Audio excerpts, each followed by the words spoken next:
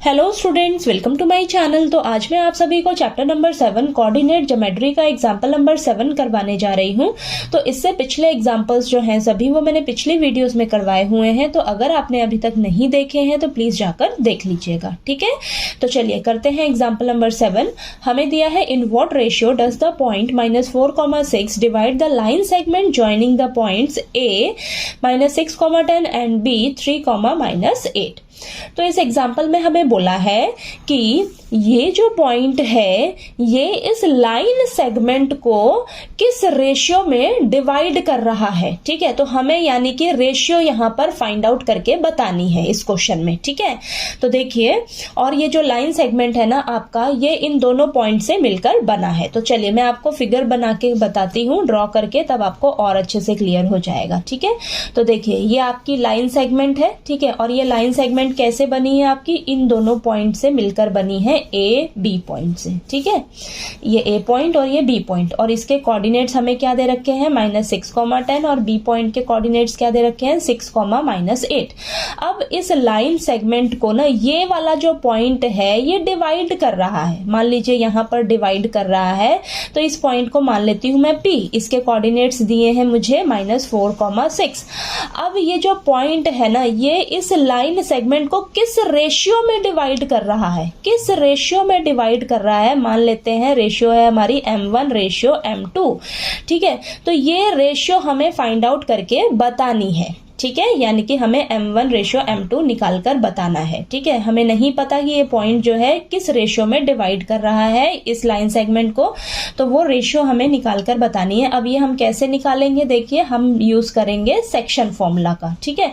तो यहां पर लिखिए बाय यूजिंग सेक्शन फॉर्मूला, ठीक है। सेक्शन फॉर्मूला का यूज करके हम रेशियो फाइंड आउट करेंगे, ठीक है। तो सबसे पहले मैंने आपको एक चीज बोली है कि सभी की ना नेमिंग कर लीजिएगा, ठीक है। तो देखिए आपको ये दो पॉइंट्स दिए थे लाइन सेगमेंट के, तो इसको मान लीजिए x1 y1 और ये x2 y2। और ये जो पॉइंट डिवाइड करता है लाइन सेगमेंट को, इसके कोऑर्डिनेट्स हो जाएंगे x, y, ठीक है। ये हो गया, तो नेमिंग कर दी। अब आपको बहुत इजी रहेगा सॉल्व करने में, ठीक है। तो देखिए x कोऑर्डिनेट के लिए फॉर्मूला क्या होता है आपका, m1 into x2 plus m2 into x1 upon m1 plus m2। हम क्या करेंगे, ध्यान से समझिए, हम क्या करेंगे। देखिए यहाँ पर हमें x का वैल्यू पता है, क्या है -4। m1 हमें निकालना है, एज इट इज रखिए। x2 का वैल्यू कितना है 3, प्लस m2 हमें निकालना है, एज इट इज रखिए। x1 का वैल्यू कितना है -6, और यहाँ पर m1 प्लस m2। अब इसको सॉल्व करिएगा, यहाँ से आपको m1 और m2 का वैल्यू मिलेगा, ठीक है। रेशियो यहाँ से हमें मिल जाएगी, ठीक। तो चलिए करते हैं -4 इंटू m1 प्लस m2, ठीक है। ये इधर जाएगा मल्टीप्लाई में ऊपर, और इधर से आ जाएगा 3m1 -6 m2, ठीक है। तो ये मल्टीप्लाई करिएगा, -4m1 -4m2 is equal to 3m1 -6 m2, ठीक है। अब m1 वालों को एक तरफ करिए और m2 वालों को एक तरफ कर लीजिए। तो 4m1 -3m1 is equal to -6m2 as it is, और ये इधर जाएगा तो प्लस का हो जाएगा, प्लस 4m2। तो इधर सॉल्व करिए, माइनस का 7m1 और इधर माइनस का 2m2। तो माइनस से माइनस कैंसिल हो जाएगा, माइनस से माइनस कैंसिल हो जाएगा।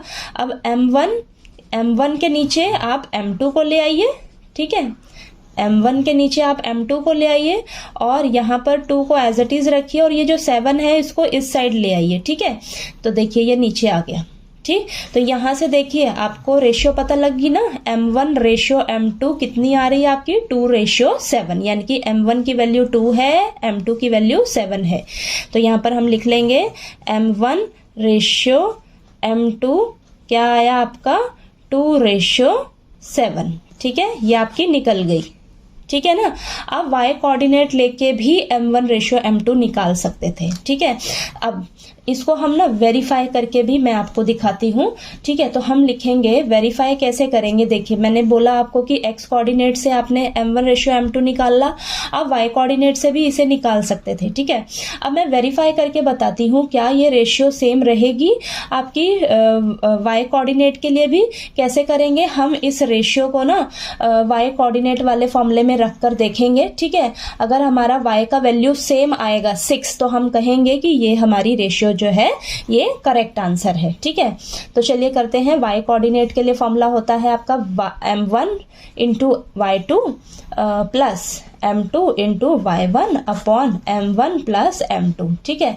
अब हम यहाँ से ना y कोऑर्डिनेट का वैल्यू चेक कर रहे हैं, ठीक है। तो यहाँ पर आप लिख लीजिए ऊपर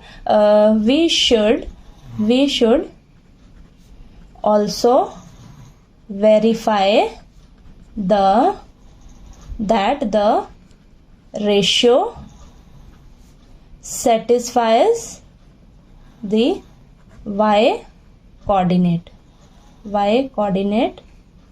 also, ठीक है। तो ये हम अब चेक करके बताती हूँ मैं आपको, ठीक है। तो देखिए अब यहाँ पर m1 हमारे पास क्या आया है 2 आया है, y2 हमारा क्या है -8 है, प्लस m2 कितना आया है 7 आया है, y1 कितना है 10 है। तो एक बार आप नेमिंग कर देंगे ना तो आपको वैल्यूज रखने में बहुत इजी रहते हैं, ठीक है। तो यहाँ पर 2 + 7 हो जाएगा, y is equal to -16 plus का 70 अपॉन में 9, ये हो जाएगा आपके पास यहाँ पर आ जाएगा ये 54 आएगा, ठीक है। प्लस का 54 अपॉन में 9 और 54 कैंसिल करोगे तो 6 आएगा। तो यहाँ पर देखिए y कोऑर्डिनेट कितना निकल कर आ रहा है 6 आ रहा है। और यहाँ पर ध्यान से देखिए y आपके पास 6 ही है ना, 6 है ना। तो यानी कि हमारा ये जो रेशियो निकल कर आया है ये एकदम करेक्ट है। y कोऑर्डिनेट के लिए भी आपका यही सेम ही रेशियो निकल कर आएगा, ठीक है। तो ये आपका क्वेश्चन वेरीफाई भी हो गया, ठीक है। तो चलिए आपको ये एग्जाम्पल नंबर 7 जो है अच्छे से क्लियर हो गया होगा। कोई डाउट आया आपको तो प्लीज आप पूछेगा, और अगर आपको मेरा पढ़ाया हुआ अच्छा लगे तो प्लीज मेरे वीडियो को लाइक कीजिए, शेयर कीजिए और ज्यादा से ज्यादा सब्सक्राइब कीजिएगा मेरे चैनल को। Thank you so much.